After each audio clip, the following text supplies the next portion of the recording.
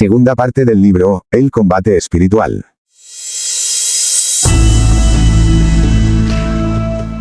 Capítulo 11. Algunas cosas en las cuales hay que pensar para mover la voluntad a buscar, en todas las cosas, agradar a Dios.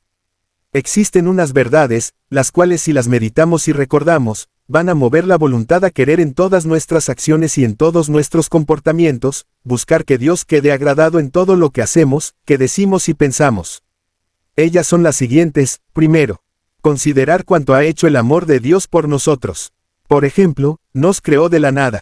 Nos dio un alma hecha a imagen y semejanza de Él.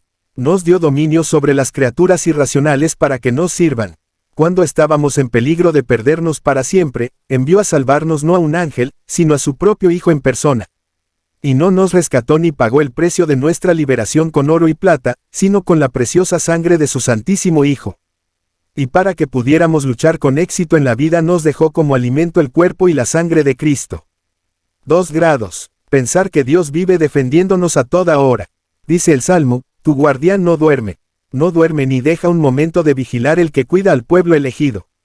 El Señor te protege a su sombra, está a tu derecha protegiéndote, dispuesto a defenderte de todo mal. Salmo 120. Y otro salmista exclama: aunque mi padre y mi madre me abandonen, el Señor Dios nunca me abandonará. Salmo 27. ¿Qué mejor prueba o demostración de amor nos podía dar el buen Dios? Por eso debemos amarlo intensamente. Tercero, recordar cuánto nos estima nuestro Creador. Él nos puede repetir lo que dijo por el profeta: ¿qué más podía hacer por ti que no lo haya hecho? Es tanta su estimación hacia cada uno de nosotros, y tan grande su deseo de salvarnos y hacernos santos, que nos envió desde el cielo el mejor tesoro que tenía, su propio Hijo. Y permitió que muriera en la cruz con la más ignominiosa de las muertes, para que así pagara nuestras deudas a la justicia divina, y nos consiguiera un puesto en la gloria eterna. Y este Jesús se hizo en todo semejante a nosotros, menos en el pecado. Y aprendió con el sufrimiento a comprender a los que sufrimos. Hay que honrar a los que nos honran. Esto es lo que tratan de hacer los grandes de la tierra. ¿Y quién nos ha honrado más en toda la existencia que nuestro Señor? Nos hizo hijos suyos, hermanos de su Hijo Jesucristo, templos del Espíritu Santo y herederos del cielo. Ojalá recordemos de vez en cuando estas muestras de aprecio y cariño que Él nos ha dado, para que en cambio le brindemos también amor y agradecimiento. Amemos a Dios porque Él nos amó primero. San Juan.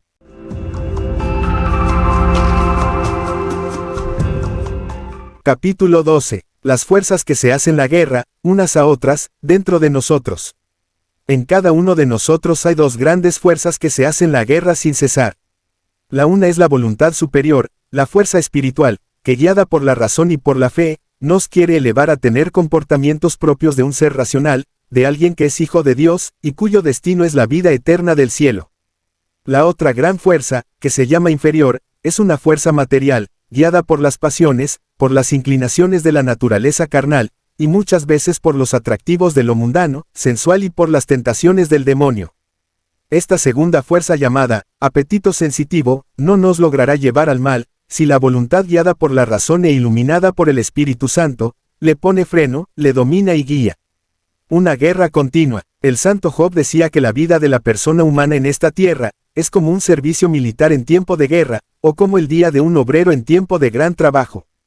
La guerra espiritual, entre la voluntad superior, guiada por la razón, y la voluntad inferior, dirigida por las pasiones, durará toda la vida. Desde que tenemos uso de razón, hasta que exhalemos el último suspiro, esa guerra será total y sin tregua. Habrá tiempos de mayor paz y otros de mayor combate, pero la lucha no cesará jamás en esta tierra. Aquí sí que se cumple lo que anunció Jesús: no vine a traer paz sino guerra. Mateo 10, 34. Los 4 caballos. Un autor antiguo decía que la persona humana viaja por este mundo en un carruaje llevado por 4 caballos. 2 blancos y 2 negros. Los 2 blancos son la razón y la voluntad. Y los 2 negros son las pasiones y las malas inclinaciones. Y para saber a dónde llegará cada uno, hay que averiguar a quién dejamos que vaya al timón, a Dios o al diablo, o al egoísmo. Si es Dios quien nos dirige con sus santas inspiraciones, el final será la gloria eterna y la santidad. Pero si dejamos que sea el diablo con sus tentaciones el que vaya guiando, el final será la maldad y hasta la eterna condenación. ¿Quién está dirigiendo mi carroza hoy por hoy? La peor desgracia, así como el haber recibido de Dios, el gusto por rezar, y por pensar en lo celestial y sobrenatural, es un regalo maravilloso que nunca podremos agradecer debidamente, así también, la peor desgracia espiritual que le pueda suceder a una persona es quizás el contraer un mal hábito, el adquirir una mala costumbre. Nada hay que esclaviz tanto como una mala costumbre. Con razón decía Jesús que, el que comete pecado se vuelve esclavo de pecado. Juan 8, 34. Quienes en su juventud adquirieron algún mal hábito, una facilidad para hacer alguna mala acción, adquirida a base de repetirla, sufre una pena indecible cuando tratan de enmendar su mala vida y romper las cadenas que los tienen esclavizados al mundo y a la carne, cambiar de vida y empezar a consagrarse enteramente al servicio de Dios. Porque su voluntad se encuentra tan poderosamente combatida por sus malas costumbres y tan debilitada por la repetición tan frecuente que han hecho de los malos actos, que ahora sienten como si tuvieran una segunda naturaleza, y los golpes que reciben de parte de sus malas inclinaciones, son tan fuertes y violentos, que sin una gracia o ayuda especial de Dios, no serán capaces de resistir sin caer una y otra vez. En esto se cumple lo que decía San Pablo: hago el mal que no quisiera hacer, y en cambio el bien que si quisiera hacer no lo logro hacer. Advierto en mi carne una ley e inclinación que va contra la ley de mi razón y me esclaviza. Es la ley del pecado. La inclinación a hacer el mal. Romanos 7, 18. Una felicidad y un fracaso. Esta lucha que acabamos de describir no la sufren tanto dos clases de personas. Primero, los que ya se acostumbraron a vivir en gracia de Dios y sin malas costumbres, y segundo, quienes se acostumbraron a vivir en pecado y esclavos de sus vicios. Los primeros son felices porque viven haciendo la voluntad de Dios y gozan de su amistad y de su paz, los segundos tienen una paz aparente, la paz de los cementerios, donde solo hay muerte y descomposición. Otra condición sin la cual nadie se vaya a hacer la ilusión, de que logrará adquirir la virtud y la perfección a servir a Dios, como conviene, si no se dedica a negarse a sí mismo, a llevarles la contraria a muchas de sus inclinaciones y deseos de vida fácil y comodona, si no tiene firme resolución de sufrir y vencer la antipatía que en su misma persona siente hacia el renunciar a muchos pequeños placeres que se le presentan. Jesús decía: el reino de los cielos padece violencia, y los que hacen violencia a sí mismos la conquistan. Mateo 11, 12. En la subida hacia la perfección encontramos muchos que quedaron a mitad de camino y no pudieron seguir adelante y progresar porque les faltó una condición: negarse a sí mismos, llevarse la contraria. Y se quedaron corriendo detrás de engañosas mariposas de gozos aparentes, y recogiendo flores sin perfume de pequeños gustos que no satisfacen plenamente, y no lograron subir a la cumbre de la santidad. Les faltó la primera condición que Jesús exigía a quienes decían que querían seguirle: si alguno quiere venir en pos de mí, que se niegue a sí mismo. Mateo 16, 24. ¿A cuántos pequeños afectos y gustos terrenos he renunciado para lograr ser fiel a Jesús? Si en este día hiciera en un hilo un pequeño nudo por cada vez que me he negado y ofrecido algún pequeño sacrificio, ¿cuántos nudos lograría hacer? En el día del juicio esa cuenta aparecerá muy clara, y cuanto mayor sea el número de las veces que me negué y me llevé la contraria, tanto mayor será mi premio en el cielo. La causa de que sean tan poquitos los que triunfan. ¿Por qué siendo tan numerosas las personas que emprenden el camino hacia la santidad, son tan poquitas las que llegan a la perfección? La causa es muy sencilla: no se negaron a sí mismos. Es verdad que muchos de ellos se libraron quizás de grandes caídas y de contraer terribles vicios, pero luego en la subida hacia la perfección perdieron el ánimo y se desalentaron porque vieron que esto de negarse a sí mismos es oficio de todos los días y de todas las horas, y no se dedicaron a combatir los residuos de su propia voluntad y de malas inclinaciones que todavía quedaron en su naturaleza, a dominar las pasiones que cada vez iban encendiéndose y renovándose en su corazón. Dejaron que todo esto se apoderara de su espíritu y les impidió el ascenso a la santidad. Les faltó aquella cualidad que Jesús exige cuando dice: quien persevera hasta el fin se salvará. Mateo 10, 22. Les faltó perseverar, en luchar por obtener la santidad. No basta con no ser malos. Hay gente que se imagina que va a llegar a la santidad únicamente evitando hacer el mal. Y esto no basta. Así, por ejemplo, existen personas que se contentan con no robar, pero mientras tanto les tienen un gran apego a sus riquezas, no reparten limosnas y ayudas en la medida en la que Dios quiere que repartan. Otros se dedican expresamente a buscar honores y alabanzas, pero sí sienten gran gozo cuando se les ofrecen, y nunca los rechazan ni hacen nada por evitarlas. Hay fieles que no comen de gula, pero en cambio prefieren siempre en la alimentación lo más sabroso y dejan a un lado cualquier alimento que les parezca menos agradable. Creyentes hay que no hablan mal de nadie ni dicen mentiras, y en eso son admirables, pero en cambio nunca son capaces de callar las palabras inútiles que les gusta decir. Se contentaron con ser buenos, pero no se esmeraron en llegar a la perfección. Las charlas que detienen a mitad de camino. Cuando Jesús envió a sus discípulos a predicar les dijo, no se detengan a charlar por el camino. Lucas 10, 4. Pues los orientales acostumbran detenerse a charlar, por largos ratos en el camino con los viajeros que encuentran, y en esas charlas se gasta un tiempo precioso. Es necesario que me pregunte de vez en cuando, esto que estoy diciendo es mejor que el silencio, porque de toda palabra inútil, tendremos que dar cuenta el día del juicio. Mateo 12, 36. Que no tengan que decir de nosotros jamás, lo que de alguna persona piadosa afirmaba alguien, a quien acompañaba en sus conversaciones, ha perdido muchas ocasiones que tuvo de callarse. O lo que cuentan que exclamó aquel santo, cuando le preguntaron, qué opinaba de cierta personita, muy piadosa, pero muy charladora. Es buena gente, pero desafortunadamente no le ha logrado poner puerta a su lengua para tenerla un poco más cerrada. ¿Qué fue lo que te puso así? En la vida de una santa se narra que un día estando frente a la imagen de un Cristo muy chorreante de sangre le preguntó, Señor, ¿quién te puso así? Y le pareció que el Cristo le respondía, tus charlatanerías inútiles, que me enseñará este ejemplo, peligro. Quien no domina su lengua, tiene el peligro de no ser capaz de dominar tampoco sus demás pasiones. Se cumplirá lo que dice la imitación de Cristo, así de libertina, y de poco mortificada, como tiene su lengua, así tiene las pasiones, y las malas inclinaciones. Al contrario, el ejercicio de voluntad que hacemos para tratar de que nuestra lengua no diga lo que debe decir, y diga siempre lo que más conviene, irá fortaleciendo de tal manera nuestro carácter, que sin darnos cuenta iremos adquiriendo fuerzas para dominar también las pasiones y las malas inclinaciones. Una ilusión. Muchas almas que se dedican a la vida espiritual, caen en una ilusión que no es fácil de descubrir al principio. Ilusión es imaginarse que sí existe y es, lo que en realidad no existe, ni es como uno se imagina. Y su ilusión consiste en pensar que en verdad se está progresando, en santidad y perfección, cuando lo que está haciendo es seguir los propios gustos e inclinaciones. Muchos creen que están obrando por amor a Dios, cuando lo que están haciendo es amarse a sí mismos, si en verdad se puede llamar, amarse a sí mismo, el seguir los propios antojos. Y así eligen los ejercicios y prácticas de piedad, que están más de acuerdo con sus gustos, rechazan y dejan a un lado los que les causan alguna molestia, o no les agrade mucho. El remedio, la solución para evitar caer en esta ilusión, consiste en acatar de buena gana, las penas y dificultades que se nos presentan cada día, en el ejercicio de la perfección, pues cuantos mayores sean los esfuerzos que tenemos que hacer, tantos mayores serán las victorias, y premios que Dios nos concederá, y con mayor seguridad conseguiremos las virtudes que necesitamos. Por eso un famoso santo, a uno que le pedía un favor, pero luego le dijo que mejor no se lo hiciera, porque el hacérselo le iba a costar un serio sacrificio, le respondió, y si no me costara sacrificio, ¿qué premio me va a dar nuestro Señor? Lo bueno de los favores que hacemos es que nos cuestan sacrificios.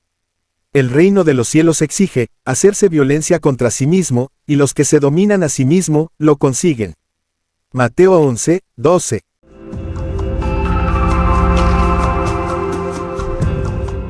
Capítulo 13. Cómo combatir la sensualidad, y qué actos debe hacer la voluntad, para adquirir la buena costumbre de obrar bien. Recordemos lo que decía San Pablo, tenemos un continuo combate, pues la parte espiritual de nuestra personalidad nos invita a hacer el bien, pero la parte material y sensible nos inclina a hacer el mal. Para salir vencedores de este combate que es de todos los días y de toda nuestra vida, es necesario emplear ciertas técnicas que vamos a enumerar enseguida. Lo primero. Cuando los movimientos y excitaciones de nuestra sensualidad aparezcan, tratando de ir contra lo que la razón aconseja, es necesario rechazarlos resueltamente desde el principio, sin detenerse a aceptarlos de ninguna manera. Si los consentimos, empiezan a crecer y a esclavizarnos. Lo segundo, tenemos que hacer actos contrarios a los que las pasiones y malas inclinaciones nos proponen. Así, por ejemplo, si la ira quiere invitarnos a la venganza, debemos rezar por el bien de la persona que nos ofendió. Si la tristeza trata de inclinarnos al desánimo, debemos cultivar pensamientos de alegría y de esperanza. Si el orgullo nos incita a creernos algo, y a desear alabanzas, es necesario recordar que nada somos y que las alabanzas humanas son humo que se lleva el viento. Si es la impureza la que nos mueve, conviene recordar el desgarramiento interior, que produce en el alma cada pecado impuro, y la pérdida de buena fama y de paz que cada impureza acarrea al alma, etc.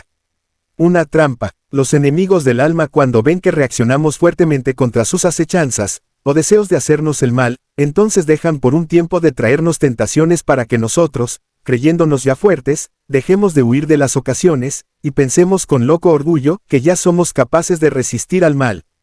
En esto sí que conviene cumplir lo que aconseja San Pablo, trabajar en la propia santificación con temor y temblor.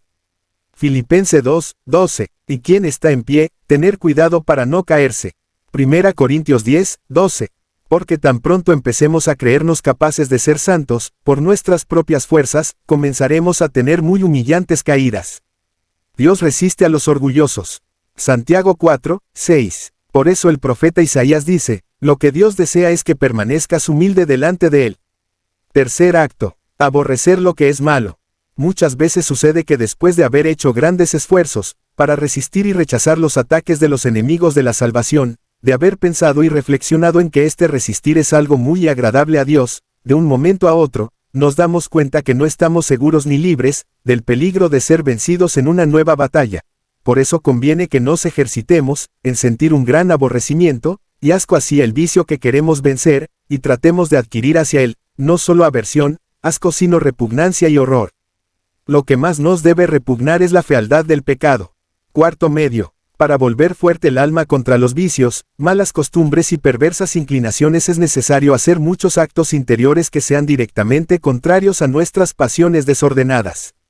Así, por ejemplo, si deseamos adquirir la buena costumbre de tener paciencia, cuando alguien hace, o dice, lo que nos impacienta, nos llena de mal genio y de ira, es necesario amar, aceptar ese maltrato y hasta desear que ese trato duro nos lo vuelvan a dar, para así tener ocasión de ejercitar la paciencia. Y esto por una razón, porque no podremos perfeccionarnos y ejercitarnos en una virtud sin hacer actos que sean contrarios al vicio que deseamos corregir. Así, por más que deseemos tener paciencia, si no hacemos actos contrarios a la impaciencia, no lograremos arrancar de nuestro corazón el vicio de impacientarnos, y de disgustarnos por cualquier cosa, el cual proviene de que no queremos que nos lleven la contraria ni que nos hieran el orgullo y amor propio. Y mientras en el alma se conserve esa raíz de orgullo, de deseo de que se cumplan los propios caprichos y de que nada suceda contrario a nuestros deseos y gustos, siempre estaremos en continuo peligro de caer en el defecto de la impaciencia. Un remedio que no puede faltar. Nadie se imagine que va a conseguir alguna virtud si no destruye el vicio contrario haciendo continuos y repetidos actos en contra de ese vicio. 1000 veces se puede desear librarse de una mala amistad, pero si no se hacen actos contrarios a ese afecto pecaminoso, la mala amistad seguirá haciéndome daño. Y ya sabemos lo que dijo San Pablo, las malas amistades corrompen las buenas costumbres. No bastan unos pocos actos. Ya sabemos que para adquirir una mala costumbre, o un vicio, se necesitan muchos pecados repetidos, y de la misma manera para conseguir una virtud contraria a ese vicio se necesitan repetidos y frecuentes actos buenos hasta lograr adquirir la buena costumbre que sea capaz de enfrentarse al vicio y alejarlo. Y aún más, son necesarios más actos buenos de virtud para formar una buena costumbre, que actos pecaminosos para formar un vicio, porque al vicio le colaboran las pasiones y malas inclinaciones, y en cambio a la virtud se le opone nuestra naturaleza corrompida y viciada por el pecado. Hacerlo aunque cueste, todo lo que vale cuesta. No vayamos a creer que hacer actos de virtud contrarios a los vicios es algo fácil y agradable. Nada de eso. Por ejemplo, tratar con amabilidad y paciencia a quien nos humilla y ofende. Eso ayuda mucho para conseguir la paciencia, pero no es nada fácil. Veamos otro ejemplo: ser fríos, hasta despectivos, demostrar antipatía y horror y hasta mala educación, ante una amistad que le hace daño al alma. Eso va contra nuestra voluntad y es algo verdaderamente costoso. Pero por eso mismo el premio que nos dará Dios será mucho más grande. Por lo tanto, no dejemos de hacer esos actos contrarios a los vicios, aunque parezca que nos sangra el corazón y que el alma agoniza de sufrimiento. La corona de gloria que nos espera es muy grande. Cuidado con los enemigos pequeños. El libro El Cantar de los Cantares dice, hay que hacerles cacería a los pequeños roedores, porque pueden destruir nuestros cultivos. Cantar de los Cantares 2.15. En la vida espiritual debemos cumplir este mandato. No contentarnos solamente con atacar y echar lejos los movimientos más fuertes y violentos de las pasiones, sino también los más leves y pequeños. Porque estos movimientos pequeños les sirven a los otros para atacarnos y vencernos, como los muchachos pequeños sirven a los ladrones grandes para entrarse a las casas, entrando primero los menores por las ventanas a abrir la puerta para que entren los mayores. Y así es como se van formando las malas costumbres y los vicios, empezando por dejar entrar en la vida de cada día las pequeñas imperfecciones y éstas abren las puertas a las mayores. Un descuido peligroso. Muchas personas se han descuidado, y no se han mortificado en evitar pequeñas faltas, dejándose llevar por pasiones y malas inclinaciones en cosas fáciles, y aparentemente sin gran importancia, y creyeron que solamente debían mortificarse en las pasiones más difíciles y graves. Cuando menos lo imaginaban sintieron el poderoso asalto de los enemigos de su salvación y sufrieron enorme daño espiritual. Así, por ejemplo, habiendo hecho voto de castidad, se imagina a alguien que puede vivir tomando de la mano, dando pequeñas caricias, lanzar frecuentes miradas afectuosas al rostro, decir palabras de salamería, y de no necesaria afectuosidad, mirar escenas o representaciones materialistas y hasta sensuales, aceptar demasiada familiaridad en el trato con personas jóvenes o sensibleras, etc. En el momento le parecen pequeñeces, pero cuando menos lo piense, puede hallarse en los más pavorosos abismos del pecado y de la sensualidad, e incapaz de reaccionar ante sus perversas inclinaciones. Y se cumple lo que decía Jesús: quien no es fiel en lo pequeño, tampoco lo será en lo grande. Lucas 16:10. Hay que mortificarse en lo que es lícito. En la vida espiritual, hay un dicho muy antiguo que siempre se cumple. Y dice así: quien no se mortifica en lo lícito, tampoco se mortificará en lo ilícito. Se llama lícito lo que es permitido, lo que se puede hacer o decir sin cometer pecado. Hay que distinguir entre lo que es simplemente lícito y lo que es necesario.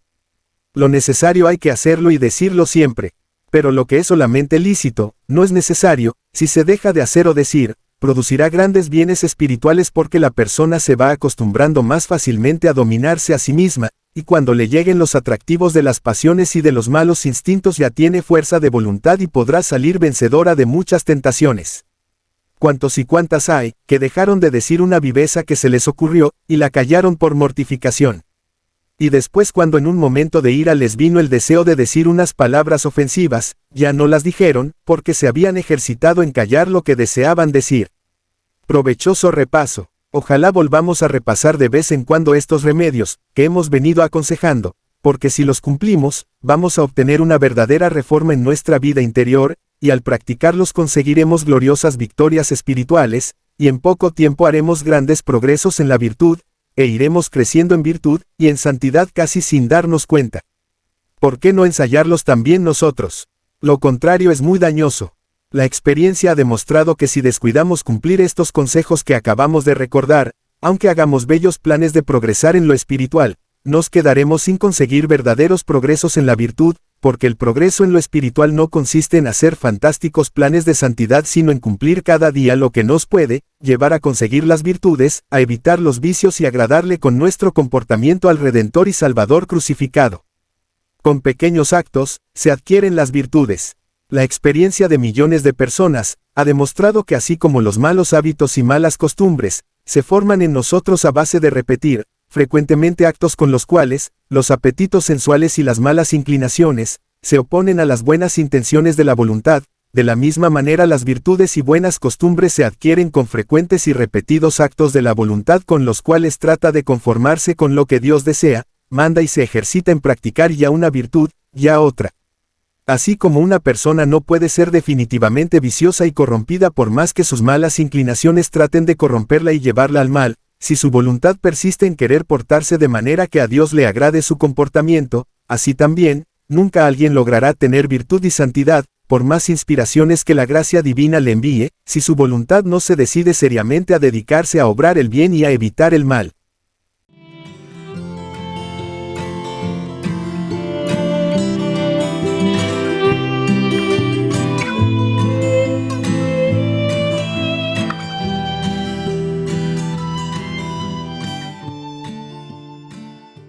Capítulo 14. Lo que conviene hacer cuando nuestra voluntad parece vencida y derrotada por las pasiones y malos instintos. Muchas veces nos sucede que nuestra voluntad se encuentra muy débil, y sin las fuerzas suficientes para ser capaz de resistir los ataques y asaltos de las pasiones, y de los perversos deseos que invitan a obrar el mal. En estos casos no hay que desanimarse ni dejar de luchar, y aunque los atractivos del mal sean sumamente fuertes, por más que hayamos caído muchas veces es necesario recordar siempre este principio animador: en la lucha por la santidad, lo que cuenta y vale no es solamente el número de victorias o derrotas que obtenemos, sino el esfuerzo que hacemos por permanecer siempre fieles a la voluntad de Dios. Perder una batalla o 10 no es perder la guerra. Quien sigue luchando puede terminar triunfando. Una pregunta: el alma debe preguntarse frecuentemente: ¿en verdad quiero vencer esta pasión? ¿Deseo triunfar sobre esta mala inclinación? Me propongo seriamente tratar de obrar de tal manera que mi buen Dios quede contento de mi comportamiento. Hago esfuerzos por no dejarme derrotar por este vicio o mala costumbre. Quiero preferir cualquier otro mal antes que el pecado. Si se puede responder afirmativamente, hay ya una gran esperanza de triunfo. Macabeo en la Sagrada Biblia decía: a Dios le da lo mismo conceder la victoria con muchas fuerzas que con pocas. Aunque nuestras fuerzas son muy poquitas, nuestra misma debilidad le proporcionará una ocasión más a la omnipotencia y misericordia de Dios para conceder victorias. Y si la situación se hace desesperada, puede suceder muchas veces que los enemigos de nuestra santidad nos asalten con tanta violencia, que la voluntad ya debilitada y cansada se siente sin fuerzas para poder resistir. Pues tampoco en este caso debemos rendirnos. Hay que decirse a sí mismo: no me rindo, no consiento, no entrego mis armas, sé muy bien en quién he puesto mi esperanza, y tengo la seguridad de que Él es poderoso para defender mis tesoros. 2 Timoteo 1:12. El peor derrotado es el que fácilmente se declara vencido. Hay que repetir con el salmista: Dios mío, ven en mi auxilio. Señor, date prisa en socorrerme. Salmo 69. Mira, Señor, cómo atacan. No me abandones, Dios de mi salvación. Recuerda, Señor, que en el camino por donde avanzo me han escondido una trampa. Y si perseveramos en confiar en Dios e implorar su ayuda, podremos repetir las palabras del Salmo: si el Señor no nos hubiera auxiliado, nos habrían llegado hasta el cuello las aguas espumantes. Pero el Señor ha sido bueno y no permitió que nos arrastrara la corriente. Una ayuda muy eficaz, para poder ayudar a la voluntad, a fin de que no quede totalmente derrotada en los ataques que recibe de las pasiones, y de las inclinaciones hacia el mal, produce muy buen efecto en pensar meditar en lo útil y provechoso que es resistir a esas tentaciones y el lograr obtener la victoria. Pensar que los premios que vamos a recibir de Dios, si salimos vencedores, van a ser muy grandes, y que los males de los cuales nos veremos libres, si no aceptamos las malas insinuaciones, son inmensos. Un ejemplo: supongamos que el enemigo que nos ataca es la impaciencia, que nos aflige alguna injusta persecución, o que un trabajo nos resulta molesto y cansón, o un sufrimiento es muy doloroso, o que una situación se nos hace antipática y repugnante y queremos explotar en actos de impaciencia y mal humor y empezar a quejarnos y a protestar. En ese caso conviene pensar lo siguiente: primero, considerar que ese mal lo merecemos por nuestros pecados, y en caso de que nos haya sucedido por nuestra culpa, con mayor razón, pues tenemos que soportar la herida que nosotros mismos nos hicimos con las propias manos. Segundo, si el mal no nos llegó por culpa nuestra, considerar que nos sirve para pagar pecados de la vida pasada, los que todavía no nos ha castigado la justicia divina y de los cuales no hemos hecho la debida penitencia. Mucho mejor pagar aquí donde ganamos méritos y gloria sufriendo, que tener que irlos a pagar en el purgatorio, donde quizás las penas sean más rigurosas y con menos merecimientos. Al pensar en esto, debemos recibir los sufrimientos y contrariedades no solamente con paciencia, sino con alegría y dándole gracias a Dios por ellos. Tercero, recordemos cuando tenemos algo que nos hace sufrir y que nos invita a la impaciencia, que si aceptamos las penas y contrariedades de cada día, estamos cumpliendo la condición que Jesús exige para poder entrar en el reino de los cielos, que es entrar por la puerta estrecha del sufrimiento y de la mortificación, y aquello que tanto recomendaba San Pablo: es necesario pasar por muchas tribulaciones para poder entrar al reino de Dios. Hechos 14:21. Cuarto, no olvidemos que cuanto más padecemos y más somos humillados en esta tierra, tanto más nos asemejamos a Jesús, cuya vida estuvo llena de padecimientos y de humillaciones. Y cuanto más seamos semejantes acá en este mundo a Jesucristo, más alto será nuestro puesto en el cielo. Quinto, pero en lo que más se debe pensar en toda ocasión en que tengamos que sufrir, es en que recibiendo con paciencia nuestros sufrimientos estamos cumpliendo la voluntad de Dios, pues Él, que habría podido muy bien hacer que tales padecimientos no nos llegaran, los ha permitido, y si los permite es seguramente para nuestro bien, pues lo único que desea para nosotros es nuestro mayor bien. Aquí no lo entendemos por qué permite semejantes contrariedades, pues en esta vida vemos lo que Dios permite como quien mira una alfombra por el revés y solo observa un grupo de hilachas en desorden. Pero en la otra vida veremos la alfombra por el lado derecho y entonces sí que nos convenceremos de que todo lo que Dios permitió que nos sucediera fue una verdadera obra de arte dedicada a santificarnos y hacernos merecedores de grandes premios y mucha gloria en el cielo. Cuanto con más paciencia aceptemos lo que Dios permite que nos suceda, más contento tendremos a nuestro Señor. Capítulo 15. Algunos avisos importantes acerca de cómo se debe presentar el combate espiritual. ¿Contra qué enemigos hay que combatir? ¿Y con qué medios pueden ser vencidos? Ante todo debemos recordar que el combate espiritual es necesario hacerlo todos los días y durante toda nuestra existencia sobre la tierra. En esto no podemos dejar de luchar ni siquiera cuando apenas nos faltan unos minutos de vida. Este combate debe presentarse con constancia y perseverancia, con la convicción absoluta de que por más grandes y poderosos que sean los enemigos de nuestra santidad, y por más mortíferos que sean sus ataques, muchísimo más poderoso es el Dios que nos protege y más eficaces son las defensas que Él nos quiere proporcionar.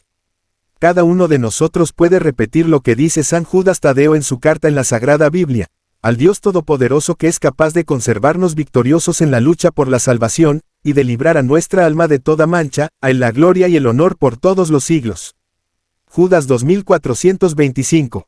El principal enemigo que hay que combatir es el amor propio, el orgullo, el deseo de satisfacer las propias inclinaciones indebidas, y de darle gusto a nuestras pasiones. Y esto hasta el punto que ya nos parezcan agradables las humillaciones y los desprecios que la gente nos quiere hacer, y las contrariedades que vayan llegando contra los propios gustos e inclinaciones. Es necesario no olvidar que en este campo las victorias son difíciles, imperfectas, escasas y de poca duración.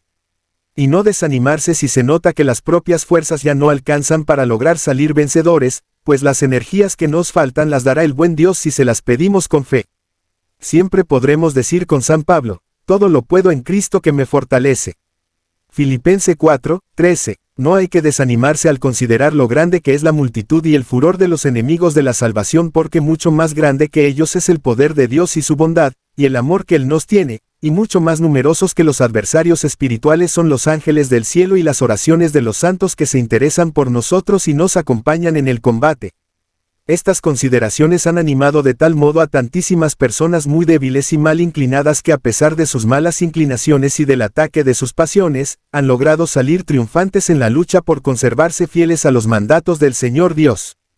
Ni hay que perder el ánimo al constatar que los enemigos del alma son tan difíciles de vencer y que la guerra espiritual es de todos los días y de todas las horas, que no tendrá fin sino cuando termine nuestra vida sobre la tierra, y que nos hallamos amenazados por todas partes, y muchas veces la ruina espiritual aparece casi inevitable, porque, como dice San Agustín, con los enemigos de la salvación sucede como con un perro bravo amarrado con una cadena.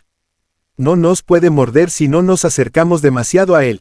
Podemos estar seguros de que nuestro divino capitán no les soltará tanto las cadenas a estos enemigos que les permita destrozarnos, si nosotros no nos acercamos imprudentemente a ellos.